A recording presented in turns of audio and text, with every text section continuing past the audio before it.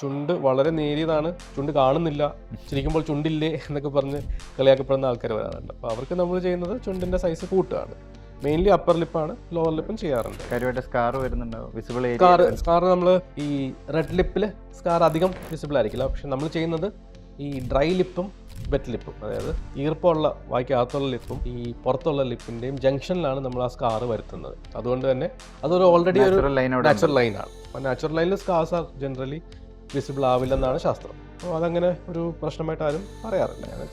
Generally most people അത് ചെയ്ത് കഴിഞ്ഞാൽ വളരെ ഹൈഡ് ചെയ്ത് പോയിക്കോളുമായിരിക്കും. ഹൈഡ് ചെയ്ത് പോകും. അപ്പോൾ ആ തുറന്നാൽ പോലും ചിരിക്കുമ്പോഴൊന്നും ഇങ്ങനെ തുറന്ന അടിയിലേക്ക് നോക്കിയാൽ ചിലപ്പോൾ കണ്ടെന്നിരിക്കും. പക്ഷേ ഈവൻ ദൻ ദാറ്റ്സ് ഒരു വളരെ ചെറിയൊരു നാരോ ലൈനാണ്. It's not a source of concern ആവാറില്ല. നോർമൽ നാച്ചുറൽ ലൈനായിട്ട് അത് ക്യാമഫ്ലാജ് ചെയ്യപ്പെടുന്നു എന്നുള്ളതാണ്. And most people are very happy after the surgery. ആ ഷേപ്പും ബെറ്റർ ആവുകയും ചെയ്യും, അതിൻ്റെ കൂടെ അതിൻ്റെ സൈസും കുറയ്ക്കുമ്പോൾ they are really happy after surgery. അപ്പോൾ ടു ഓപ്ഷൻസ് ഉള്ള. സോ വൺ ഇസ് നമുക്ക് ഫില്ലർ ഇഞ്ചക്ഷൻ കൊടുക്കാൻ പറ്റും. ഫില്ലർ എന്ന് പറഞ്ഞാൽ ഒരു സിറിഞ്ചിൽ വരുന്നൊരു സാധനമാണ്, ജെല്ല് പോലത്തെ സാധനമാണ്, ഹൈലറോണിക് ആസിഡ് എന്ന് പറഞ്ഞ സാധനം. അത് നമ്മൾ ജസ്റ്റ് ഇഞ്ചെക്റ്റ് ചെയ്യുമ്പോൾ ആ സൈസ് കൂടും, എന്നാൽ ഇത് ബോഡി അബ്സോർബ് ചെയ്യും.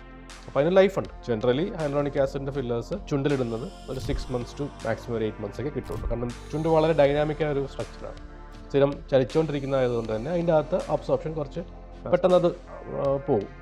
ഒരു 6 to 8 months കിട്ടും. മറ്റേ ഓപ്ഷൻ എന്ന് പറഞ്ഞാൽ ഫാറ്റ് ഗ്രാഫ്റ്റിംഗ് എന്നുള്ളതാണ്. നമ്മുടെ തന്നെ ബോഡിയിലെ കൊഴുപ്പ് ചെറിയ ഒരു സിറിഞ്ച് വെച്ചിട്ട് വലിച്ചെടുത്തിട്ട് അതിനെ പ്രോസസ്സ് ചെയ്തിട്ട് ഇഞ്ചെക്ട് ചെയ്യും. അപ്പോൾ ഓട്ടോമാറ്റിക്കലി ലിപ്പിൻ്റെ തടി കൂടുകയും ചെയ്യും. മച്ച് മോർ നാച്ചുറലാണ്, ആൻഡ് കുറച്ചുകൂടി ലോങ് ലാസ്റ്റിംഗ് ആണ്. പക്ഷേ at the end of the day രണ്ടിലും അബ്സോർപ്ഷൻ ചാൻസ് ബാക്കിയുള്ള ഫേസിനൊക്കെ അപേക്ഷിച്ചിട്ട് കൂടുതലാണ്. ബിക്കോസ് ലിപ്പ് ഒരു വളരെ മൊബൈലായ, വളരെ ചലനമുള്ളൊരു ഓർഗനായതുകൊണ്ട്.